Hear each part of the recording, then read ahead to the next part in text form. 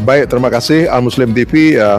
Kami sesuai dengan visi misi kampus hari ini memang ingin meningkatkan akreditasi ya. Iya, betul. Jadi supaya akreditasi itu meningkat, maka PPIPP itu harus berjalan di kampus. Yang dimana pada hari ini PPIPP itu sudah masuk ke siklus 8 dan mungkin tahun ini sudah masuk siklus 9. Jadi kalau PPIPP ini memang betul-betul kami bisa mengimplementasikan yang didukung oleh semua struktural yang ada di bawah saya, mulai wakil rektor sampai dekan sampai kaprodi, ini insya Allah akan berjalan. Tentu BPM di situ sama SPMI itu kita fungsikan secara maksimal agar akreditasi itu bisa meningkat. Karena inti daripada PPIPP itu adalah untuk peningkatan akreditasi menuju kepada kampus yang unggul, program studi yang unggul. Saya kira itu yang intinya lebih penting. Dan kami tentu akan mensupport, akan mendukung dengan kebijakan-kebijakan dari segi